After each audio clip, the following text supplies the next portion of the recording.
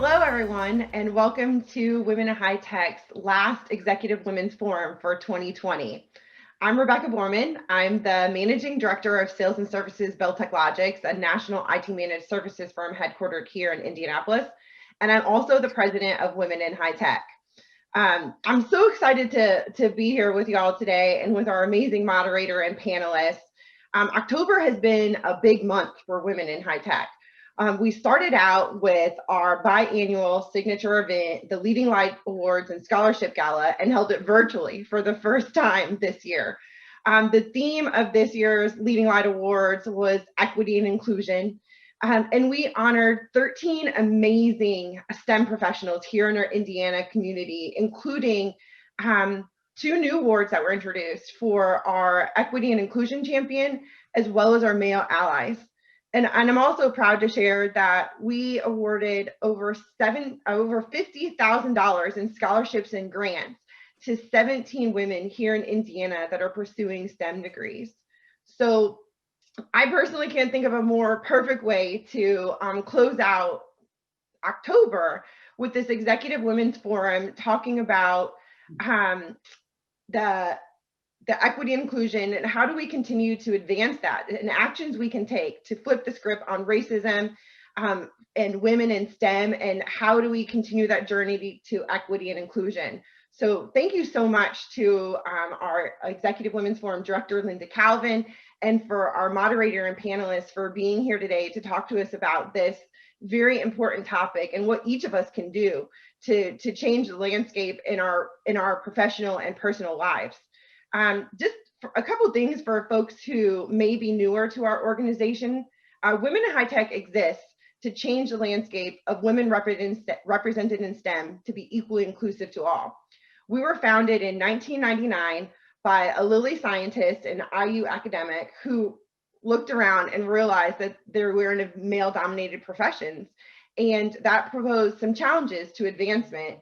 And they decided to do something about it, and they formed our organization today. We're a 501c3 nonprofit. Sorry, I got my words twisted there. So for the last 20 years, Women in High Tech has really blazed trails for women and girls in the Indiana STEM community by having professional events, award ceremonies, reaching our youth to inspire them to take an interest in the STEM fields, and awarding scholarships each year. I'm excited to share that we have almost 2,000 members today. We have over 50 corporate and collegiate sponsors, and we appreciate all of them. They allow us to continue to advance our mission and to reach more women and girls, and also our male allies to take us on this journey to equity. I also want to thank our board of directors. Women in High Tech is run by an all-volunteer working board of directors. Thank you, ladies and gentlemen, for continuing to share your time and talents to advance our mission. It's so important to us. And we have so many members that volunteer in a number of facets at events, at committees, and we thank you all also for all the time that you give to our organization. So just a couple items before we get started here. While this is our last Executive Women's Forum for 2020, we do have a couple other events coming up this year that I want to make sure, if they're not on your calendars, you know about. You can go to womeninhightech.org/events to check out and to register. But we do have our Operation All Male Allies event. This is really focused on advocates for gender equality that we'll be hosting on November 5th. We also have our annual holiday networking party.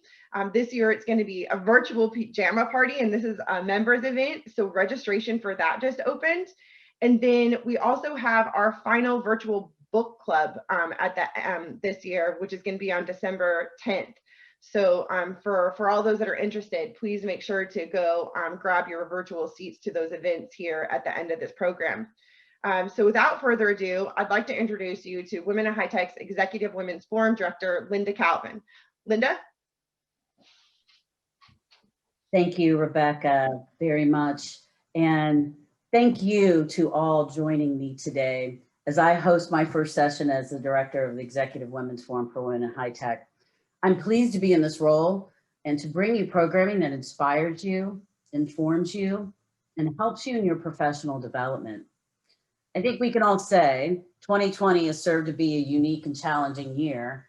And who would have predicted that we'd still be grounded in October, and it may continue into 2021. But never fear, either virtual or vaccine, in person or on screen, Women in High Tech will continue to bring you great programming.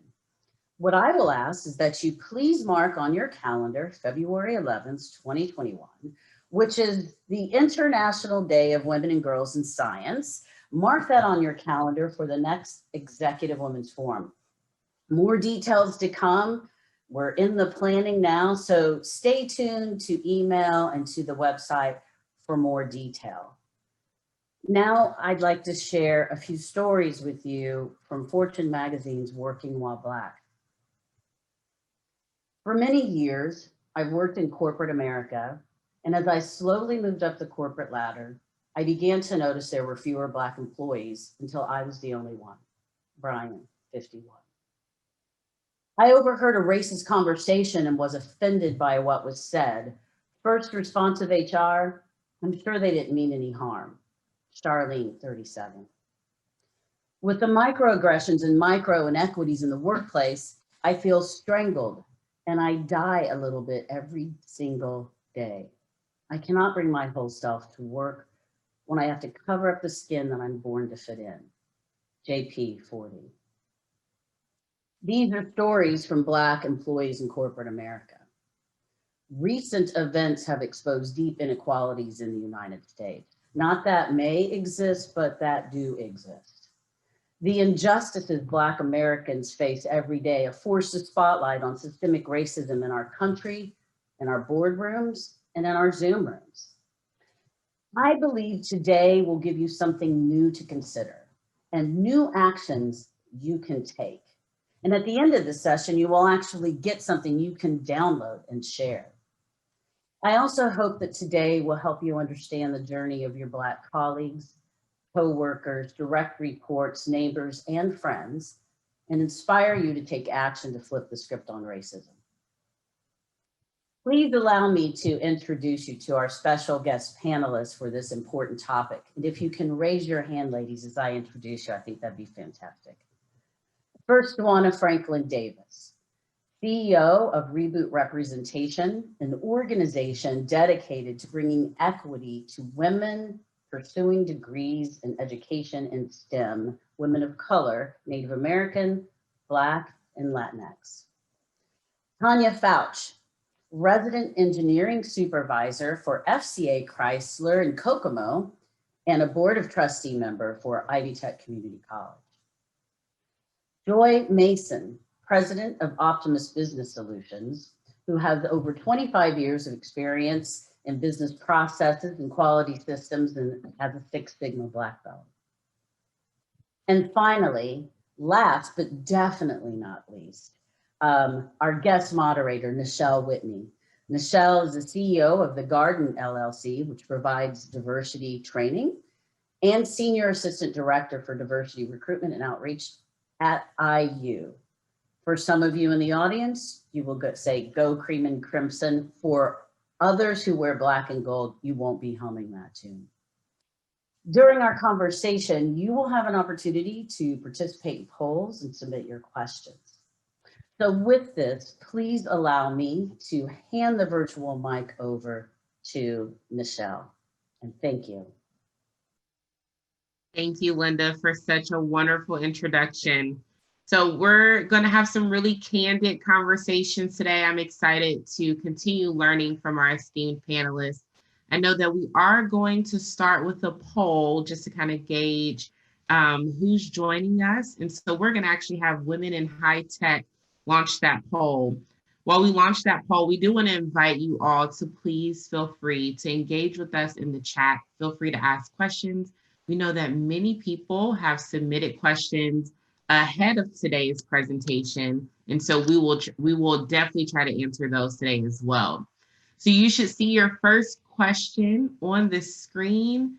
Have you read a book about racism? We'll go ahead and take a few moments to answer, and then we'll jump into our panel.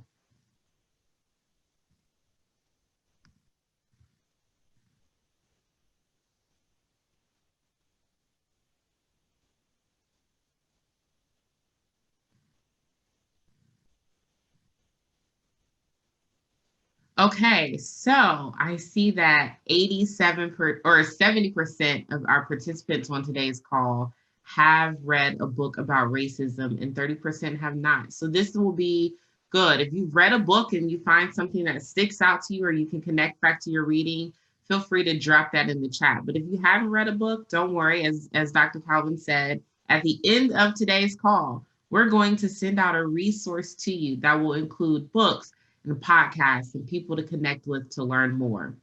So today we do have a few desired outcomes for today's session. I am going to cover those, and then I am going to jump right into our panel discussion where they're actually going to start by sharing some data to really highlight why is any of this important.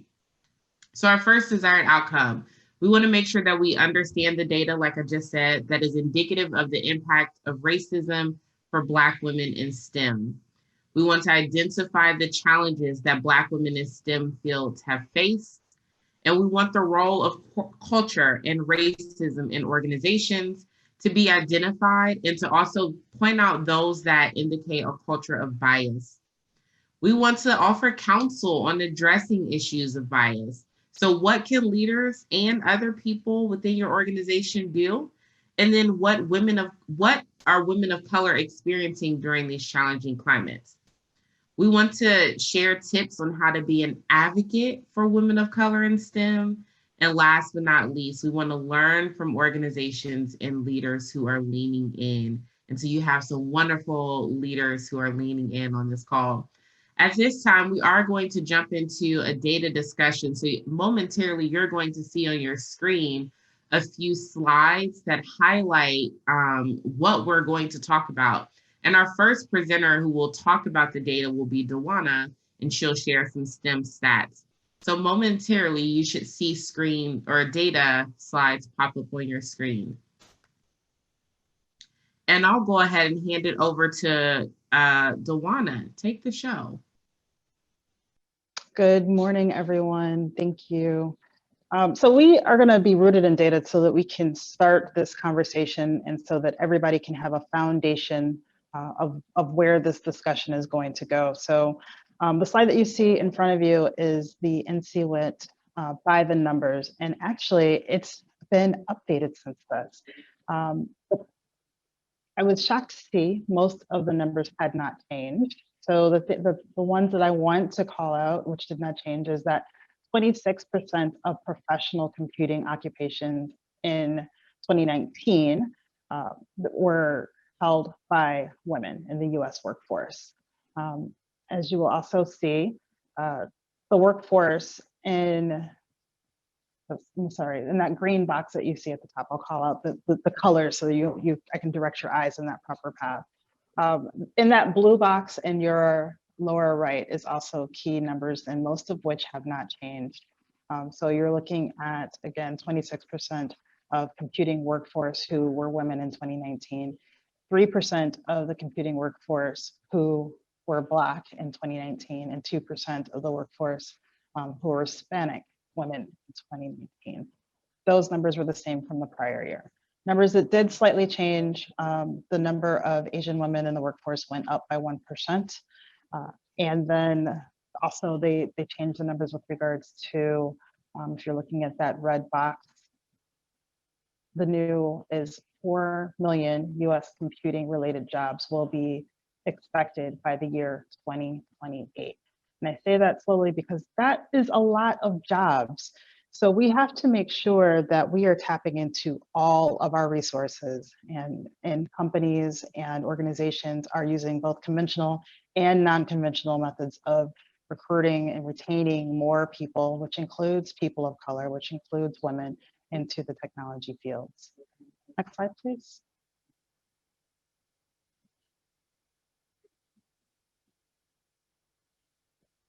So some key highlights for this would be that 17%, only 17% of females earning degrees were Black computing degrees, but only 7% of those women were employed in the computer and information sciences field. So just to show that just because the women were earning degrees doesn't mean they were represented in the workforce. Slide. This number talks through our executive leadership and specific to Silicon Valley. So what is called out is there are less than 1% of Black females in Silicon Valley workforce. A key is that, and as a movement has started happening over the past few years, is that we know that Silicon Valley did not get this right. We know that tech can also be outside of Silicon Valley.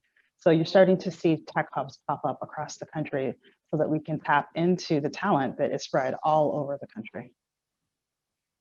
Next slide. Oh, this is the tech slide. Go ahead. Thank you. And this slide is what Reboot representation was founded on, which basically shows that the number of Black, Latina, and Native American women graduating with computing degrees has dropped by 40% over the last decade. Yes, the pipeline truly is shrinking. So without interventions, the number of graduates that was at 4% in 2017 will not double to 8% until the year 2052.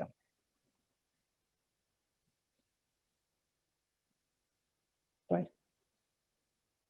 So thank you for sharing that, Dawana. And again, this data is really important because it's going to frame our discussion moving forward. And if you have questions about the data or want to chime in about the data, feel free to use the chat function. At this time, we're going to look at pay inequity and the wealth gap, and I'm going to actually pass to Tanya. Ms. Jones, I've got it. I'm sorry, Ms. Joy, I'm passing to you. Tanya, I'll come to you next. Okay, that's okay. I want to just add on to the information that Dawana shared, because it's one thing to get the degree, we get our education, but yet the data shows that there are still disparities in earnings. So the next couple of slides that I show, I want to highlight that this is not, what we're sharing today is not about we're playing the Black card, we're playing the victim card, that we're whining.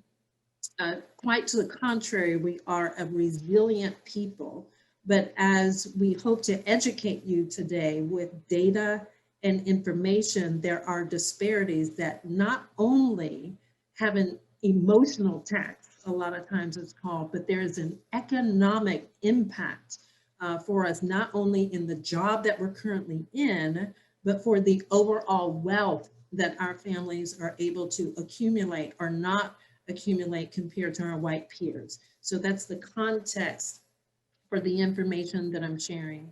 So we'll start with the slide here. Black families whose head of household earned a college degree have only 2/3 of the wealth of a white family's head of household by a high school dropout.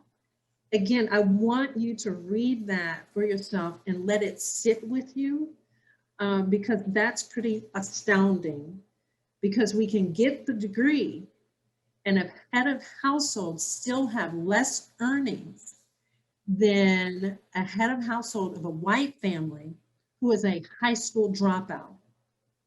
Again, economic impacts. So when we say racism, sometimes I think the word can just kind of float out there and you don't feel the gravity of what that means. But again, we're talking economic impact. If you go to the next text, according to a recent report by the Pew Research Center, so again, we're talking Pew, Black women earn about 87% of white women's salary and about 62% of white men's salary. Again, assuming we're doing about the same job. Hispanic women earn about 85% of white women's salary and about 61% of white men's salary. Again, there's an economic impact on us as Black women, especially when you consider anywhere between 70 to 80% of Black women are heads of households.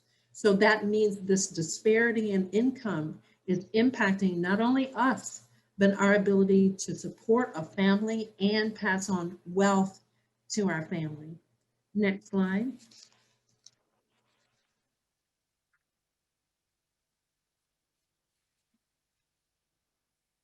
So not only is there an economic impact with disparities in incomes in the jobs that we're currently in, but there's a long-term impact. So that's what I'm trying to show with this slide, that if I am earning less, then that means I am contributing less to Social Security. And the data bears this out. So you see that, and this is 2012 data, women constitute approximately 55% of Social Security beneficiaries age 65 and older. However, in 2011, women only received an average of a little over $10,000 in annual Social Security benefits, contrasting to men average benefit of $13,000. So we have the gender with Black women, it's probably even worse. So we have the gender disparity as well as the race disparity, and that impacts us all the way into retirement. And then, so it should be no surprise with the last stat that I'll share here, that there is a significant difference in the wealth gap. I don't know if you've heard that term mentioned, but more is being discussed about the overall wealth gap. And here, the data shows, and this is from 2013, that the median white household had about $134,000 and this is in terms of total assets, to $11,000 for the median Black household. So again, this data, while it is not specific to STEM though, we want to show that, again, this is not just something where, okay, you're going to read a couple of books and now you're kind of up to speed on maybe some history that you missed, and you know, you're going to get a couple more Black friends and now you'll do some diversity training at work and now you're more educated. We need structural changes and systemic changes that help us address these significant economic disparities so we can change some of these numbers that we're hearing, that we're seeing for Blacks in business and various organizations. Michelle? Very, very, very powerful stuff, Joy. And you actually had a few questions pop into the chat, but I'm going to hold on to those.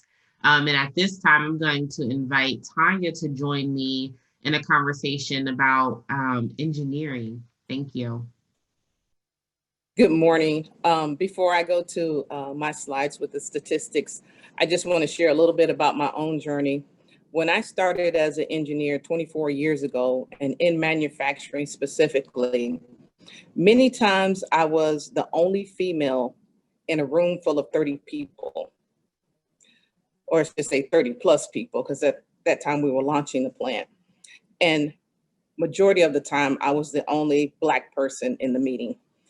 It was very lonely at times, and I wondered if I had made the right decision because I felt kind of alone.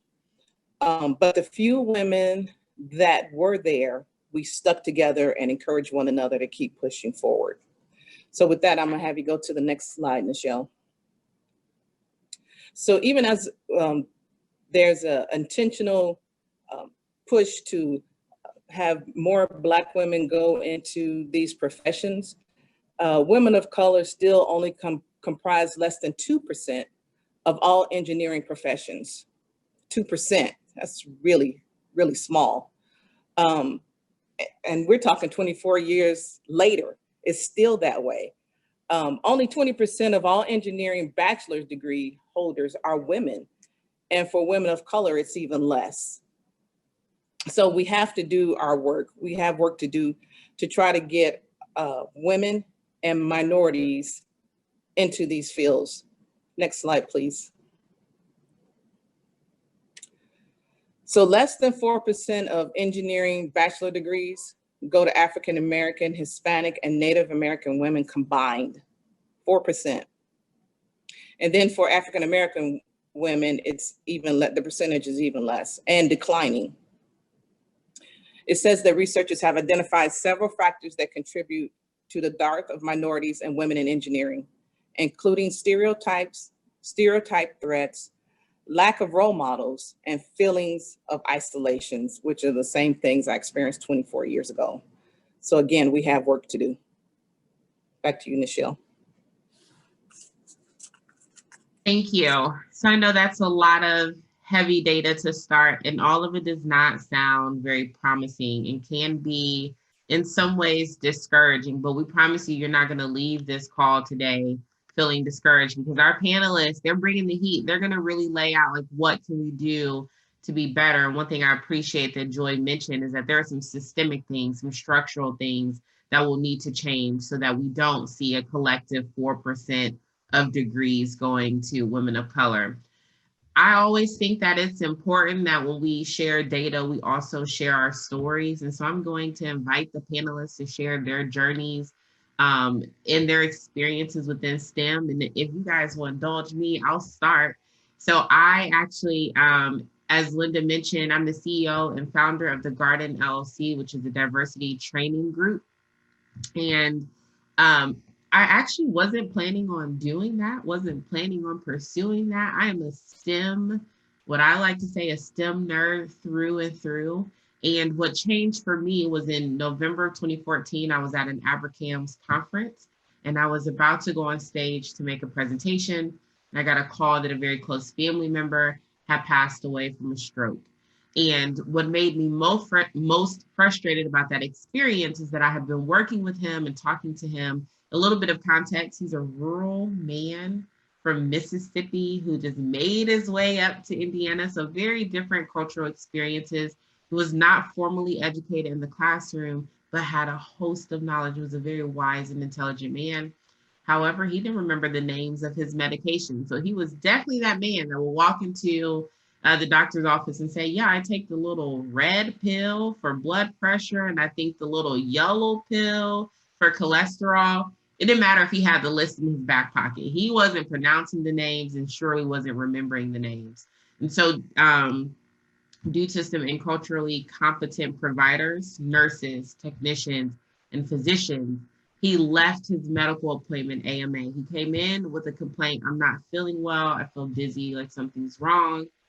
He left AMA, went home, and 14 hours later, died of a stroke. And so for me, it's really important that we have conversations about cultural competence in the workplace so that we prevent these type of occurrences. But here's the reality. We need more people of color in these spaces and in these communities so that they are able to have some of these conversations. And if you are going to have people of color, you at least need to have people that have the skill set and the know-how and who can comfortably navigate these encounters. So that's my why. That's why I do this. So I decided, you know what? If I believe that people need training, I'm just going to start training them. And so I've been now doing diversity and inclusion training for just about 7 years. So I'm excited to be on this call with you today, but my story is not the only story. So I want to pass it off to Tanya. Maybe you want to talk a little bit more about your journey in engineering. So my journey in engineering, I came down to Indiana from Chicago, and I started working for a major car company. And I was educated, but I knew that I didn't know everything. So I had questions. I wanted to learn. I didn't know who to talk to, who to ask. Some people were inviting, some people not so much. Sometimes there were people who were mad that I had a degree and I was there doing things. And so whenever I would ask for help, they would say, well, you're the one with the pigskin. You should know what you're doing. Why are you asking me? And I was just like, wow, okay. So then it forced me to have to find my ally, who I could go to ask questions. And I had my notebook and I was taking notes in these meetings when I didn't understand things. And I would find my person and I would say, what does this mean? What are they talking about? And then there were people who really embraced me because they knew that I wanted to learn and understand more. And so that was kind of my experience. But I had one guy tell me, you have the pigskin. You should know what you're doing. I started on the plant floor. I moved up. I became an engineer. blah, blah, blah, blah, blah, blah. So he would dog me a lot of times about having a degree and not knowing what I was doing, which was not true. But one day I had enough. And so I told him, I said, hey, I've had enough of that. You need to quit. I said, I had enough of you, Bubba. And I called him Bubba. And he just started to laugh at me. And so we were on a trip where we were qualifying equipment. And the next day we come down for breakfast. And I said, good morning, Harry. He said, you don't call me Harry. You call me Bubba. From that day on, Bubba was my friend. And Bubba helped me with whatever I needed. And Bubba defended me. But that was his way of seeing how much I was going to take and if I could stand up for myself and push back. And at some point, you have to say enough is enough. You got to push back and you got to go and seek out the people that can help you. So that's where I am right now in engineering. One last thing I want to share with you all is in 2017, I received this email from headquarters that said, hey, we're going to have a STEM camp, but they were only having it for the people in Detroit. Well, that kind of made me mad because I was like, hey, we have 5 plants in Indiana. Why are we not having a STEM camp? And we should be doing this and blah, blah. And I'm going on and I'm all mad. And so the women around me were like, yeah. And I was like, okay, so how do we do this? How do we even get started? And so we did. We got started and we had our first STEM camp in 2018. And we had 37 middle school girls that showed up. And my plan was to draw those low income minority students to the STEM camp. After a while, we just opened it up to all middle school girls in the surrounding area. The second year we had a STEM camp, we ended up with 76 girls. So we actually doubled in size in our STEM camp. But the parents in the community said, hey, we don't have one for boys. Where's the one for boys? So the same year we rallied some men from our company to support a boys STEM camp for middle school boys, and they did. This past year, due to COVID, we couldn't have a on-site camp, so we did virtual camp. And so that went well too. We had probably 30-something students, 60 students signed up. And we did some classes virtual and we did some classes live. And so that's a really big push for me, is to make sure that women are pushing these little girls into these fields. Like I told the VP, they need to see somebody that looks like them doing it and to encourage them to do it. And boys need to see somebody like them doing it to encourage them to do it. And so that's where we are. And we're looking forward to continuing on in more years. That's it for me, Michelle. Thank you, Tanya. And I love that you were willing to educate Bubba. Okay, I know there are a number of Bubbas in our lives, and I'm so thankful that you were resilient in that moment. So thank you for sharing your story. I want to pivot a little bit and talk to Dawana. Do you want to discuss your journey for tech, experiences in career, and being the young Black educated woman, sweetie, do this? Yes. So hello to all of my Black and Gold family out there. My tech journey, had to call it out, my tech journey started at Purdue University as I majored in computer science, but I did not stay in computer science. I actually transferred to the School of Management and had a degree in management with a focus in computer science and MIS. And I changed my major because of all of the stereotypes and all the things and all the stuff that you've heard.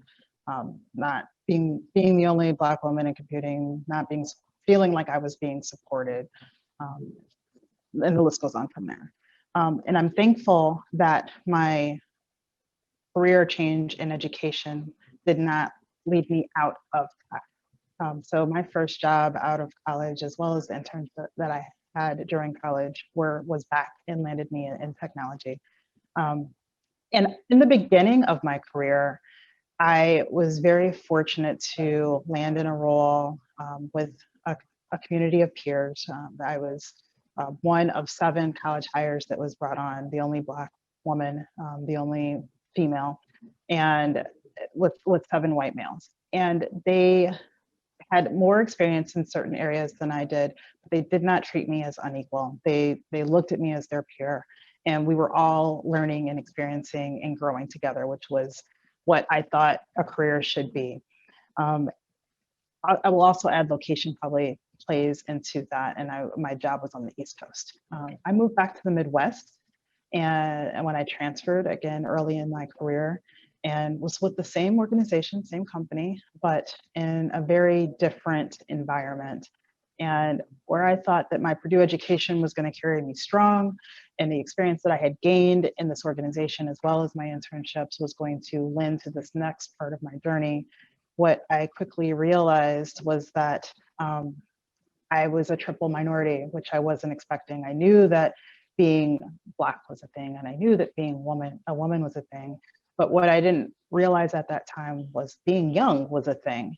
And I did not understand at that time how to deal with the combination of the three. When the men that I was working with were all older white men, and they had children and grandchildren my age, and many of them were not college educated. So it was a combination of, sweetie, go get my coffee, and honey, go do this. And I had never experienced that before in my career journey, and was like, I know. And there were things that I didn't know, but I was not at that time prepared in my career how to appropriately address and handle not even the real aggression and the microaggressions that came with that. Definitely a learning opportunity for me early in my career journey, and thankful that I didn't have that extreme aggressions in the rest of my journey and the latter part of my journey. But it was definitely a launching point for me to learn how to communicate, learn how to represent myself, learn to find my advocates in an organization, also leave an organization when I was like, I'm not going to grow here. And had I not left at that time, I will say that I would not be CEO of Reboot Representation today. I would probably still be in that organization at a low level position. So recognizing that every organization you don't belong in every organization. It was not a place for me to be 100% me, which I'm all about people being their full selves at work. It's too much work to have to compartmentalize.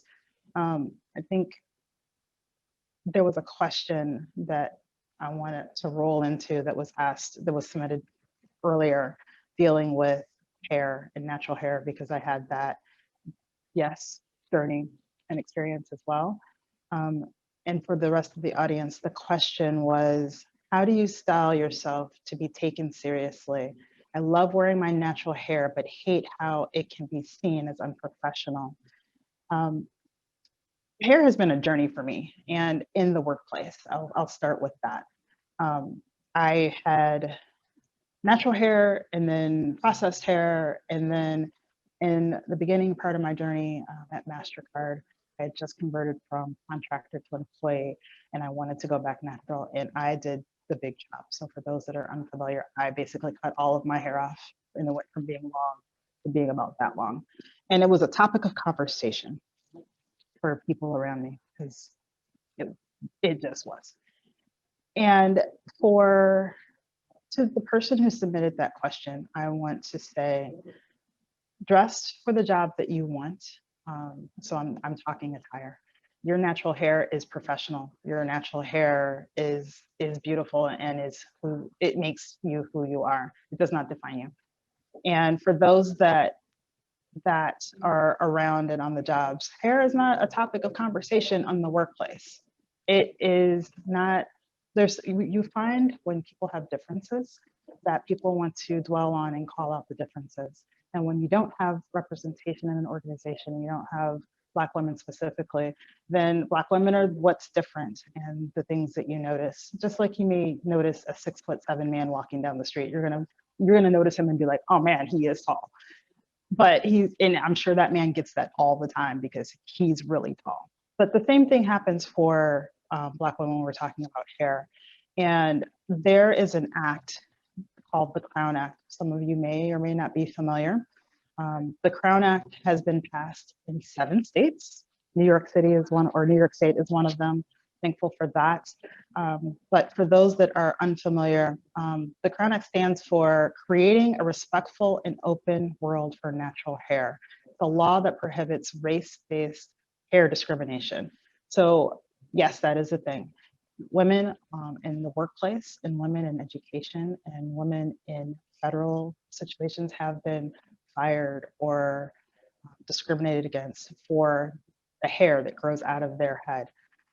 And this law, this act protects those women from that discrimination, and they are free to wear their hair in the natural state as well as our protective styles. So as I mentioned, it's passed in 7 states. It's currently filed or pre-filed in 6 states. And it's something that we can work to celebrate our differences and bring that to the table and not have it be a distraction at work, because it's about the quality of work that we bring to the table, not how our hair is styled on that particular day. Michelle. Tawana, you hit on some really, really, really important points.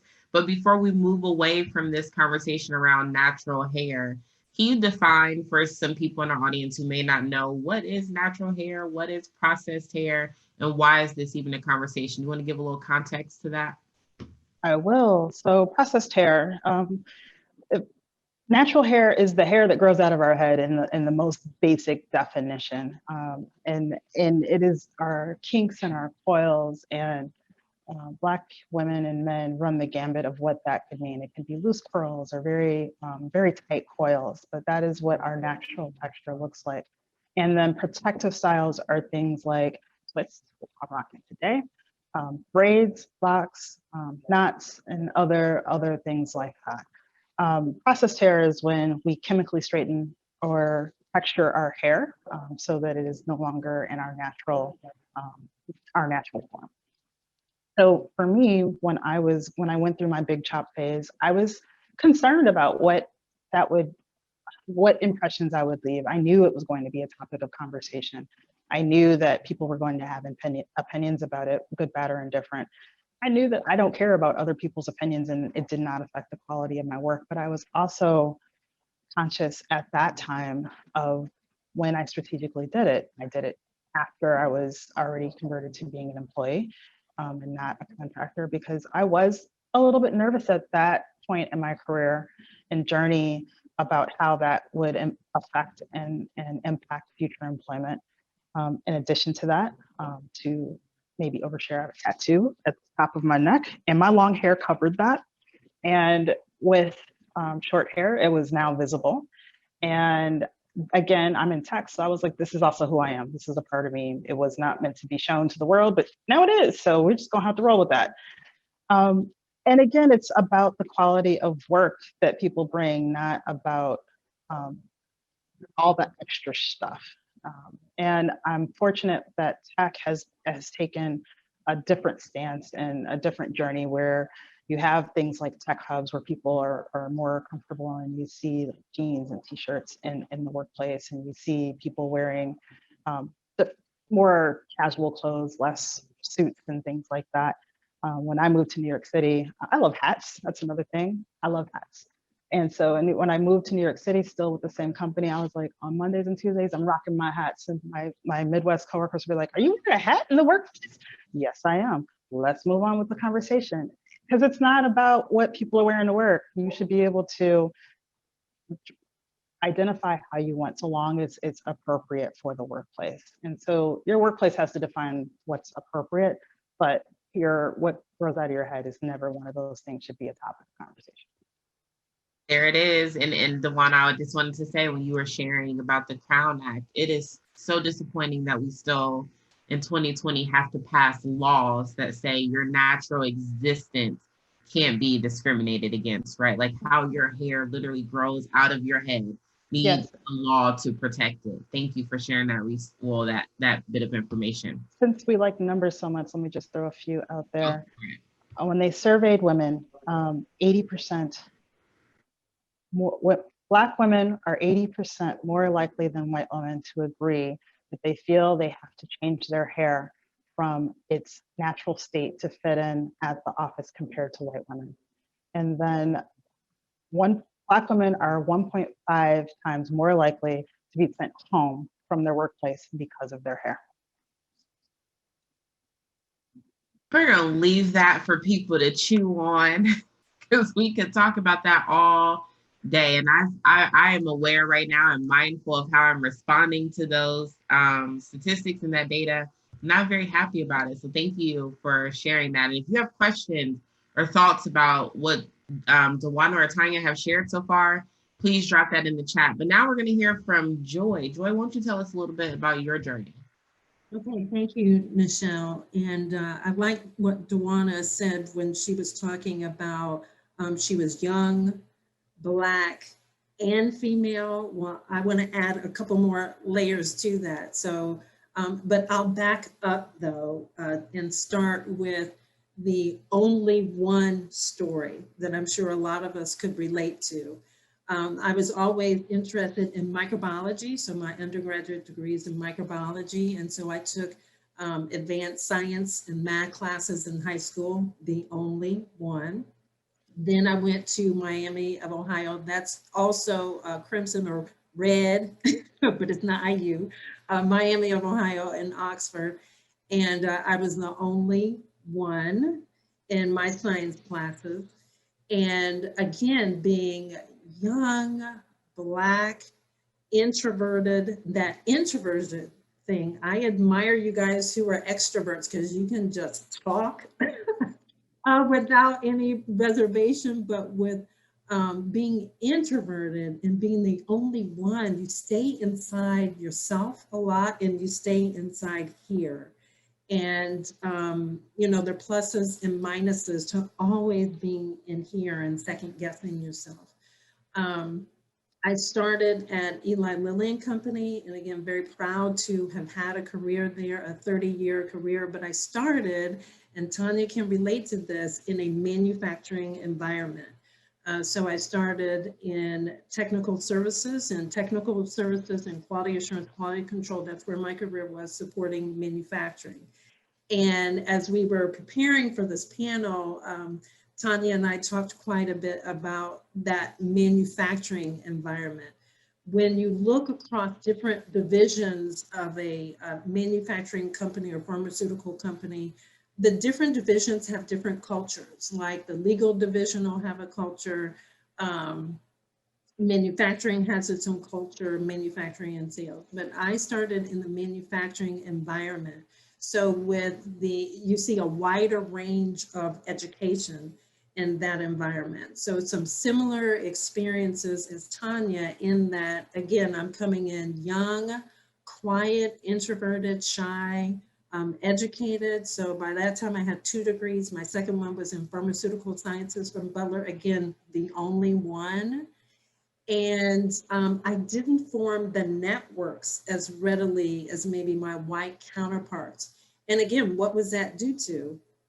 Was it due to I was Black? Was it due to I was a woman? Was it due to being young? Was it due to being introverted? Probably all of that. But what happens then with that combination is I had my head down. And there's a phrase that I just love that I came across in a book I read called Competence Extremism. And this happens when you're the only one, a lot of times. When you're a woman in a all-male environment, you're Black, all-white environment, you may be first generation college educated. So, you know, you've got some baggage there. And so you got this competence extremism where you are proving yourself. You've got your head down, you're working hard. And that's what I did. And that sounds like that's the right thing to do, right? Have your head down, work hard. But what I didn't realize is that my white counterparts were networking. And it's easier because their networks look like them. And the networks didn't look like me. And then plus, I'm quiet and introverted. So, and I'll tell you my story real quick when I had my aha. And again, this is early in my career when I kind of looked up and it was like, wait a minute, my white counterparts have been promoted and I haven't. And here I've had, again, my head down, working hard, trying to do the right thing, learn the job, focused on being competent and good at what I do, but yet my promotion timeline was taking longer. I had a conversation with my boss, and I remember this as if it were yesterday when I had the aha and said, something's wrong. And I asked about it. I was not given an answer, or the answer I was given is, you're doing a great job, nothing's wrong. Because I went through my performance reviews. Well, if nothing's wrong, why is it taking longer? I did not get an answer. And this is the thing that, and other Black women we've talked about, where you start second guessing yourself. You doubt yourself. You say, maybe I'm not working hard enough. Maybe I'm not doing this. Maybe I'm not doing that. Maybe I don't fit. And again, you start going inside here and you're questioning your value, your worth, your intellect. And that's the emotional tax. And again, I just want to emphasize, when we talk racism, I just think some people think, well, let me read some books. Let's do a diversity class. Let me get some Black friends and Black people so I can get them to help me understand your story. I don't know if we can get across the second guessing that occurs here and impacts us here and impacts us here. And that is generational. So it's an emotional tax I talked about earlier. It's an economic impact on us and our families. And so I wanted to make sure that gets across, that you start questioning who you are and whether or not you're a fit for the environment. So that was kind of early on in my career. Eventually, I recall a white woman, she plucked me out of that department because I was unhappy, not being promoted, didn't get a reason as to why. And before you know it, I went to not being promoted for, really, it was a 7-year period, which is unacceptable. A 7-year period, but good performance reviews. A white woman plucked me out and brought me over as a supervisor. I think it was for about 20 people. So I think I must have been performing all right to be over 20 people. So again, what I think is really cool, and I'll end on this note, is as I talk to younger women, because again, you can probably guess my age, if I'm retired from Lilly now, I'm talking to younger women, and what I really like is Black women aren't taking what I took back then in the 80s. They're not taking it, and I love it. If they're not getting answers, they leave. And so when you look at the group that is leaving, the largest group that is leaving business in corporate America and starting their own businesses, the largest group is Black females. And that's unfortunate. It's great for us because now I'm an entrepreneur and I love it. I'm having success on my terms and defining what success looks like to me and not confined to a box or a stereotype. So it's awesome. But when you look at the data, research and data shows that companies are more successful when they're more diverse in the boardroom and they're more diverse, all across with their staff. So it's a loss for corporate. And I think that's something that we need to get across too when you ask, well, why is this important? Why should the majority care? Well, other folks may say it's the right thing to do. Right is different for people, so I don't use that. But if you have a company and you want to be successful, and when you look at the changing demographics, it just makes sense, and the data shows that companies are more successful when they make more of an effort to be equitable and inclusive. Very, very, very powerful stories. And I know we're going to momentarily go into another poll, but one, Joy, I want to thank you for that candor and that transparency, and also the vulnerability in sharing that story. We did have a question that came in through the Q&A, and I think you might be the best person to speak to it, Joy. Someone is saying they have a bachelor's degree in managing information systems, but they can't get a job in their related field because the people are always saying, you need experience, like 5 to 10 years in the field. So this person is asking, how can women break through this barrier? Well, thank you for the question. And it touches upon something that is a pet peeve when entities say, while they're looking for qualified candidates, I can tell you, I have come across a lot of white men who were not qualified to be in their positions. Okay, I'm just gonna say it plain. Weren't qualified and didn't have the competence. So you have to be careful when people say we're looking for qualified individuals. Yes, but that's not the way it works. Someone can take you without the experience. What I recommend, and it's based on my own experience, I love when women are empowering women. I just love, this is the century of the woman, okay? That's my opinion. So I say you hook up with some women and some women advocates, women in high tech, NABO, there's a Great Lakes Women Business Council. And when you are in the company of other women who, we own businesses, we are in the C-suite, so we do have decision-making power, and you need to connect with some other women who can support you. And with the experience that you have and where you're at, you don't need any more. I think when you're in those environments, you can find someone who can advocate for you, maybe give you some feedback and some advice. Maybe there are some things you need to tweak just to make yourself more competitive and help you get in the role. And also stay strong here, because again, when you're told you're not this, you don't have that, you haven't done this yet, that can impact your confidence and your soul and your heart. So please do not lose that and hook up with some strong women like the ones you have on this panel. There it is. There it is. I love that. So at this time, we're going to launch a poll. And while our participants are participating in that poll, I want to share this with the panelists. I was moved by each of your stories. So I asked a question in the chat. I said, what's one word to describe how you're feeling? So this was a question to our attendees today. And pretty much how are they feeling after hearing your stories? Some people chimed in and said, hey, I'm frustrated. Or others chimed in and said, I feel activated and encouraged. I feel they felt a sense of courageous authenticity. And then we got this very powerful statement that was not a word, but I'm going to go ahead and read it because it does speak really good truth to what you guys have shared.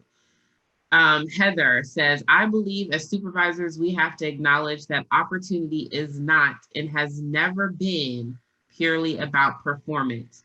We have to be willing to talk with our teams about the uncomfortable and unfair bias that impacts women and people of color and work with them to develop strategies that will help them work through it. And we can't stop at acknowledging it or put the burden on women and the people of color to work around it. We have to carry those conversations up to senior leadership in every performance or promotion calibration discussion. And we have to make space for women and people of color to have mentoring and networking conversations that are critical to advancement.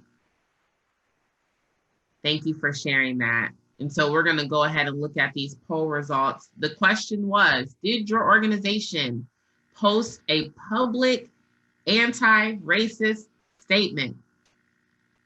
63% of you said yes, 18% said no, and 19% said, I'm not sure. So we're going to keep the conversation rolling. I see that we have some questions in the Q&A, and I promise you that I'm going to get to those, but let's jump into some conversations around microaggressions. Tanya, how about I start with you? How have you managed issues with microaggressions in your career, and what would you suggest that others can do? Well, I always try to be a bridge. I try to keep the mood light, and I'll give you an example. One day they called me out to the floor because they had a part that didn't look right. So as part of the quality group, I went out to look at it and I said, okay, what's wrong? They said, well, the part is dark. I said, the part is dark. They said, yeah, the part is dark. It's not light like it usually is. And I said, just because it's dark doesn't mean it's bad. And so when I looked at it, so I looked at them and they looked at me and they started to turn red. And I started laughing. I said, the part has just been in the washer too long. That's why it's dark. It's okay to use.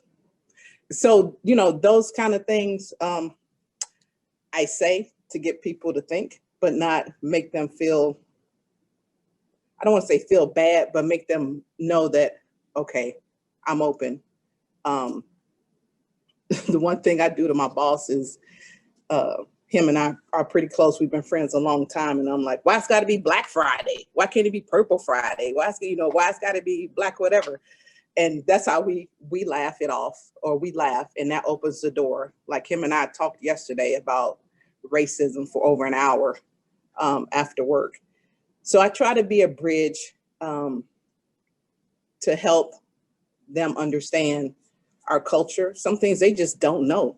Sometimes they say things or do things and they don't realize the impact that it's having because they just don't know. So you try to be a bridge and say, okay, I don't think this person is trying to be that way.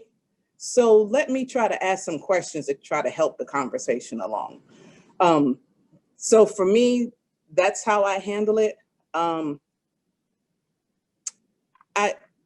don't know what else to say on that. I just try very hard to be engaging and help the conversation move forward. And I try not to look and see everything as a racial issue, because sometimes it's just not. Sometimes it's just pure ignorance. And then that's the opportunity for me to say something to help straighten it out. I'll give you another example. I had a lady, a white lady in my church. She had daughters. Her daughters dated Black guys. And they didn't always treat them right, you know. And so she was so overwhelmed that day. And she just blurted out, you know, why do all Black men act like that? Why are they so, you know, whatever, angry, but not treating women right, blah, blah, blah. She went on. And I just sat there and I said, well, my daddy's Black. He don't act like that. He doesn't do that. He doesn't treat his wife that way. He doesn't treat his children that way. You can't make a blanket statement. And I had to remind her that her husband wasn't that good himself. You know, he wasn't, he mistreated them at times. So we have to be able to be calm, take some of the emotion out of it. Everything is not meant to be racist. It's just, sometimes it's just ignorance, and try to be a bridge to help to better understanding. That's what I would say. Words of wisdom. It's time. I'm going to ask one more panelist for their response, and I'll actually pass it to Dawana. But I want to share for people who may be curious about, well, what do you mean microaggression? So microaggressions are those indirect, subtle, and often unintentional discriminatory statements, remarks, or behaviors that we make against members of a marginalized group. Now, under this umbrella of microaggression, there are micro insults and assaults and invalidations, and we don't have time to jump into all of that today.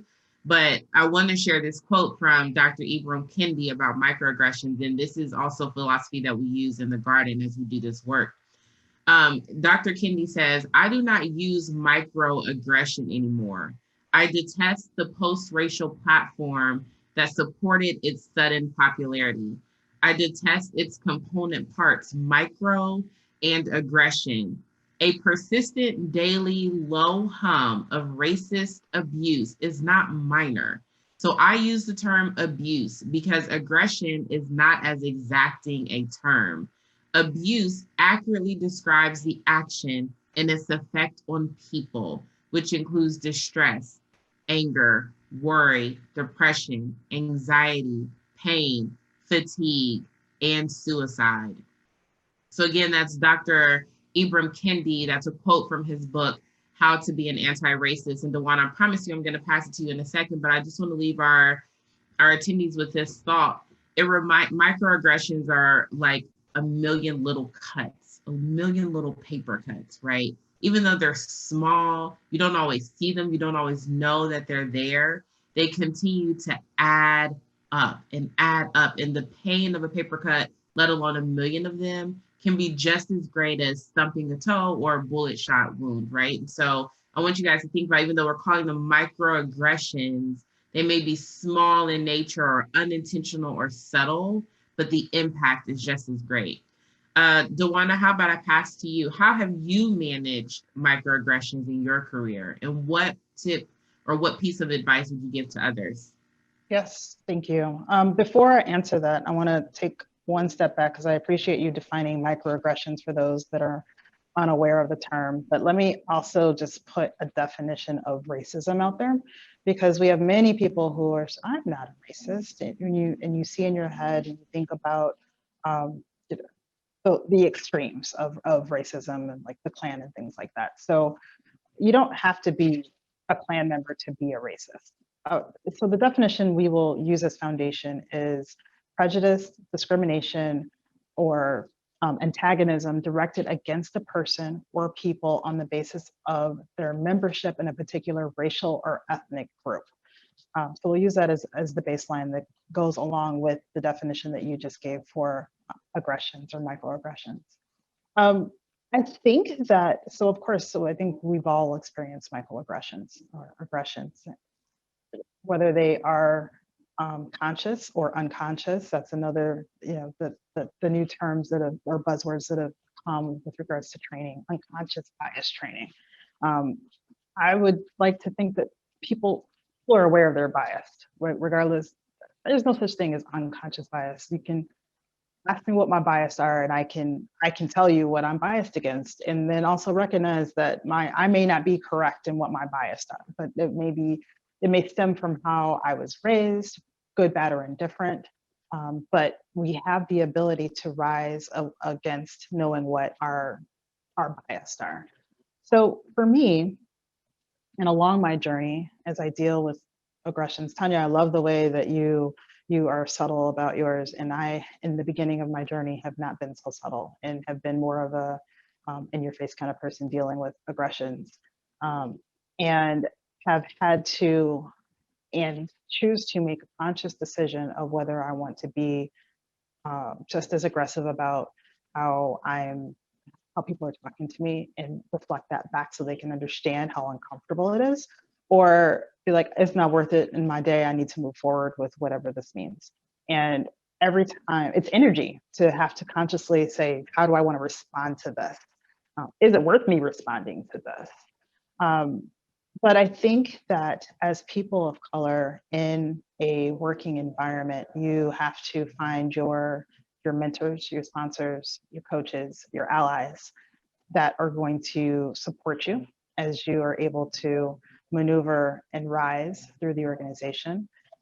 I think that you need that network both inside of your organization as well as outside of your organization.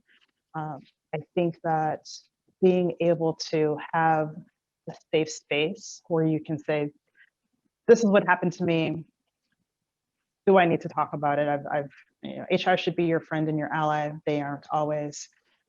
So building relationships, regardless of whether you're talking about HR, your manager, your mentors, your coaches, your sponsors, you have to find that base of who you can talk to, who you can trust, and who's going to be on your side and champion you behind closed doors. That's your sponsors, right? And who's going to say, okay, you just dealt with this situation, this is how you address it, this is who you need to go talk to. Those are your mentors and your coaches. And your network for when you are ready to maneuver through your organization or outside of your organization. Who can you call?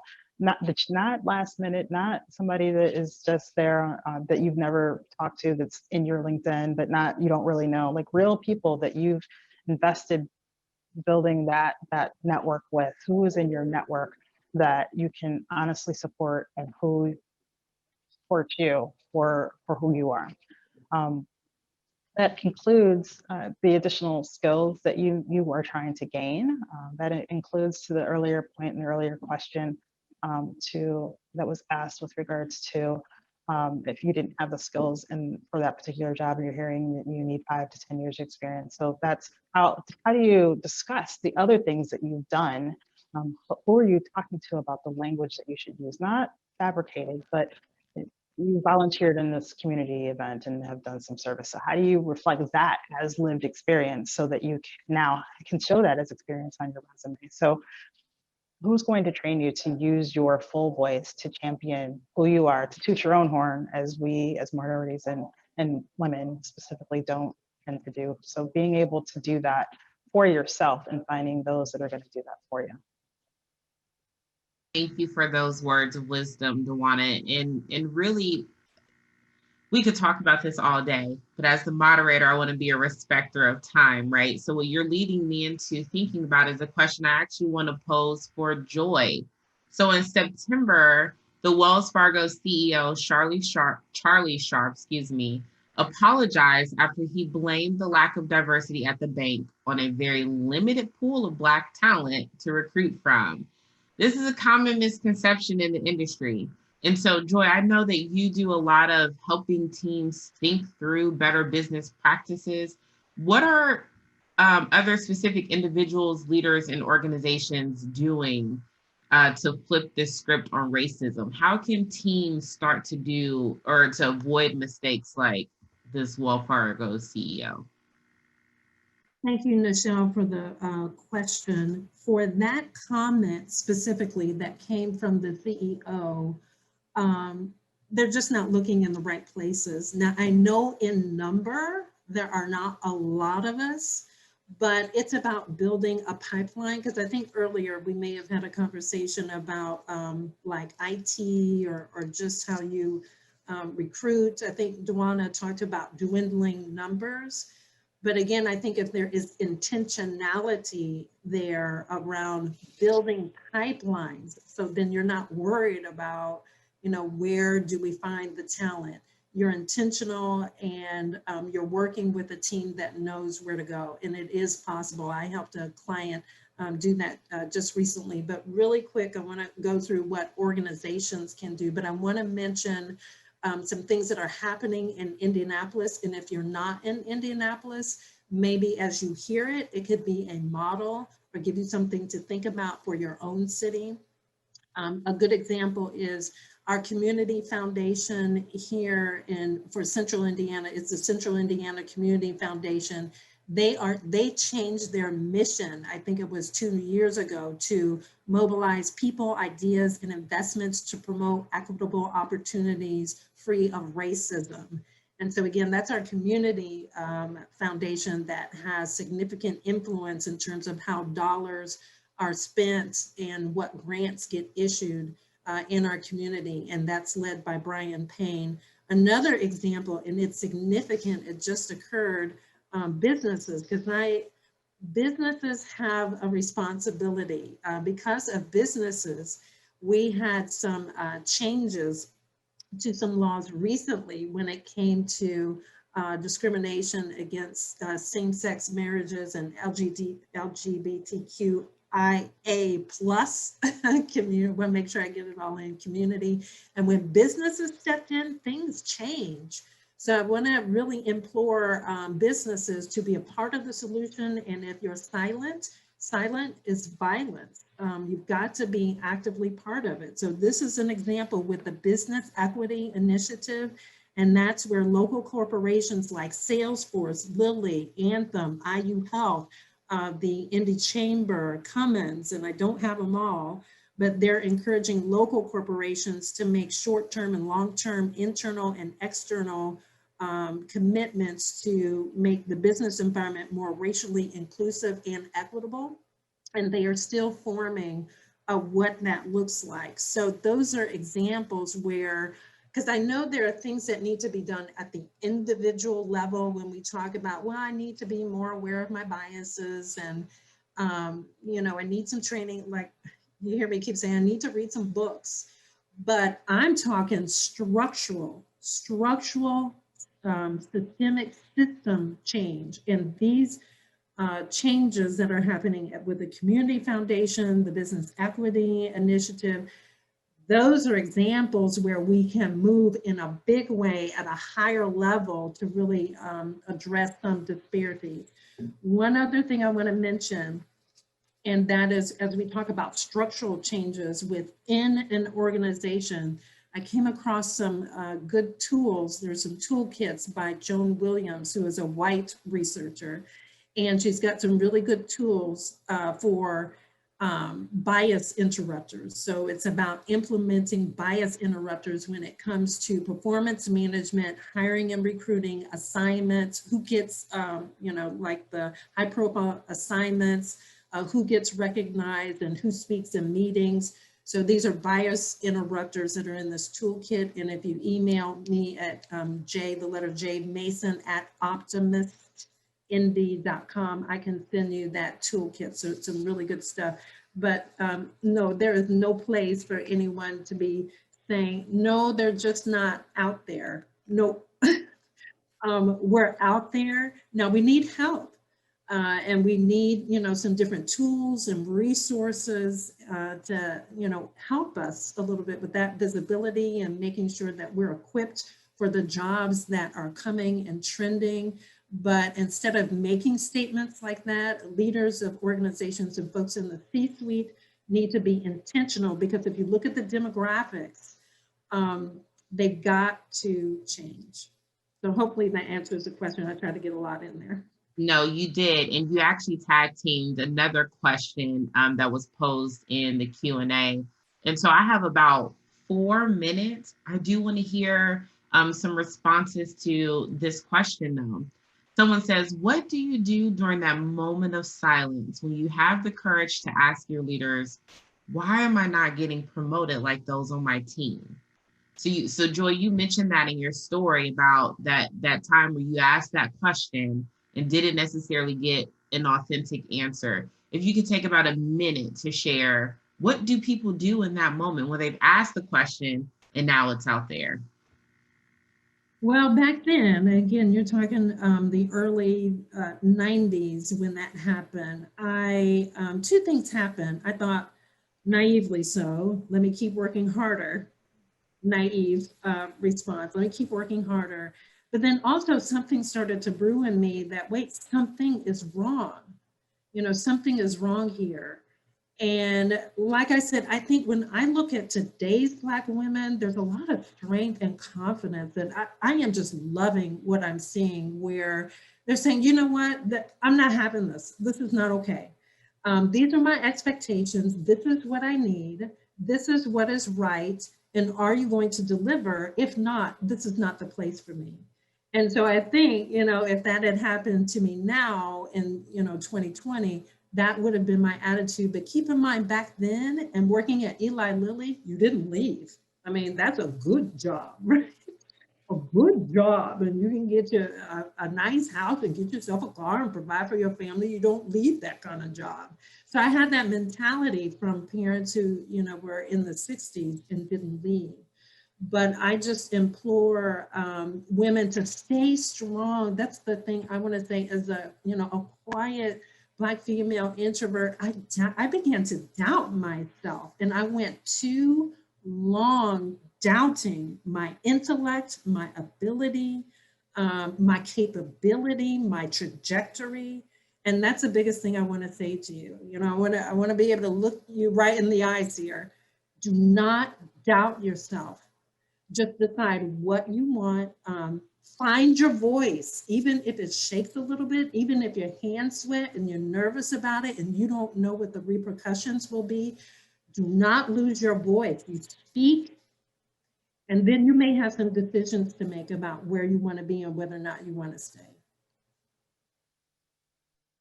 Thank you. So there's a question, there are a few questions that are specifically asking for recommendations for white folks. What can white people do to be better allies or to get people to apply when they have job postings? How about I pass this one to Dawana? Dawana, what can white people do to be better allies? 1 minute, please. 1 minute, oh my goodness. So first I will say, Linda already mentioned in the beginning, there's gonna be a list of resources that are gonna be shared with you after this. So please take a look. We've created a great starting point for a list. Second, with regards to being an ally, you have to do some homework yourself. You have to do some research yourself. Don't just ask your Black friends what you should do. So figure out what your foundation is, just like if you have a problem or some troubleshooting that needs to happen on your own before you go ask your boss what you should do. This is the same type of thing. So develop your own foundation. Two, then with regards to recruiting, I mentioned that the pipeline is shrinking, the very specific portion of the pipeline is shrinking, but that does not mean that there are not Black people and other people of color and other women that are out there and available for jobs. You have to be creative and you have to be intentional. Just like that, that the person who submitted the question about not having 5 to 10 years of experience. You have to start, many of my coalition companies are starting to evaluate their job descriptions that have more inclusive language for women and are really evaluating with some of the things that they've listed, if that's even relevant, and putting an unrealistic bar out there for what's actually required for the job. And two, being able to say, do we actually need a degree for this? Or can we hire somebody with an associate degree or has boot camp experience? And then what I challenge my coalition companies, don't just work on bringing Black people at entry-level positions, but then what's your plan for developing them and encouraging them to continue to grow and learn and move and maneuver through the organization and not just stay at that entry-level position. So there, but there's lots that can be done. Yes, and thank you for highlighting that resource guide. We did just drop the link to that guide in the chat. And so you will have access to that. Continue to add to that list as you go. That does conclude for me, which I'm so sad because I really could talk to you guys all day about this. That does conclude my portion of moderating such a phenomenal panel. So I just want to thank you, Tanya and Dawana and Joy, for being experts, for being vulnerable and being transparent. And at this time, I'm actually going to pass it back over to Linda. Thank you very much, ladies. Snaps and claps, please, for everyone. Thank you so much. You know, I'm going to wrap up, but I do want to make sure that we get to a question that was asked. And I'm just going to put it out there, and it can be any one of you ladies to answer. How do you respond to the angry Black woman, but still effectively get your point across and make your voice heard? I know it's only a minute, but if you could throw out some tips, I think that would be fantastic. Any of the ladies, Nichelle, Joy, Dawana, Tanya. I'll jump in really quickly and say, I own it. I tell people on the team when I'll be honest with you, I interviewed for my senior assistant director job for diversity recruitment, and everyone in there was so kind and so nice. And they were so like, we want to give you hugs and all the things. And I started asking them about some policies and procedures that they had for admitting Black and brown students. And they couldn't quite give me an answer. And this is why I'm in the interview. And I remember saying to the search committee, I don't recommend you all say this, I'm just being transparent. I said to them, I am happy to join your team, but I am not going to be your safe Negro.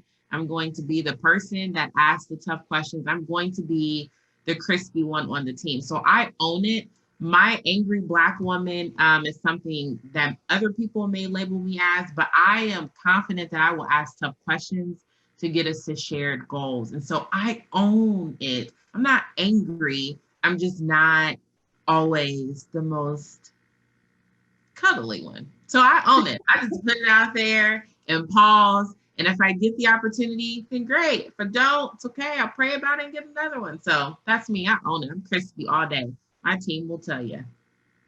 Yeah, Linda, if I can add, I'm so glad Nichelle said that. I'm so glad you said that, because the only thing that I have to add is give yourself grace to be emotionally all over the map, because especially with this year, I found that my emotions were all over the place. And unfortunately, I had a couple of meetings and emails where I was in that place. So it didn't sound like the joy. And normally I am in a good place, but there were a couple of meetings where I was, didn't appear to be myself, just all over the map, between one day being hopeful, another day being angry and upset, and just, and other days tearful. And there was a time, being a recovering perfectionist, where I was hard on myself. I was trying to be present myself in a certain way. I want to be the acceptable Black.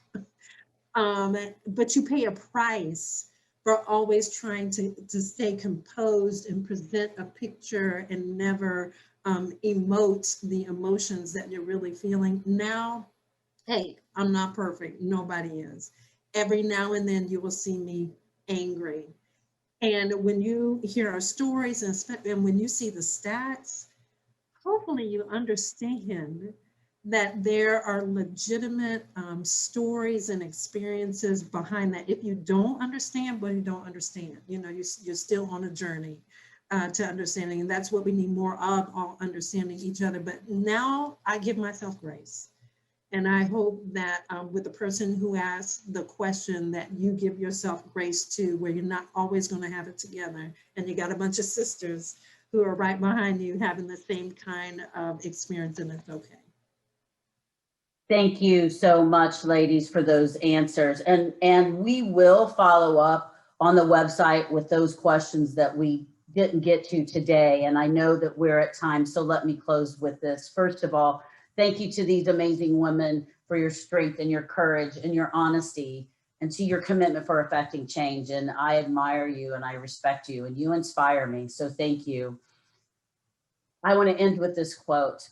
The ultimate measure of a man is not where he stands in moments of comfort and convenience, but where he stands in times of challenge and controversy. Martin Luther King. I hope you were inspired today to take action, to listen, to internalize. And I'm going to borrow a quote that I heard from someone last week. To everyone here and to these ladies, thank you for being here, for not wilting in the light and the heat of this moment, and continuing to stand tall. I appreciate all of you. For those of you who registered for the event, you'll receive a link to the download. It was placed in the chat to download your action plan. Share it with your friends, your colleagues, your book club, your church mates, and your friends. Thank you for your attendance and attention. Be well and be safe, and have a great Tuesday. Thank you so much. Thank you. Thank you. Michelle.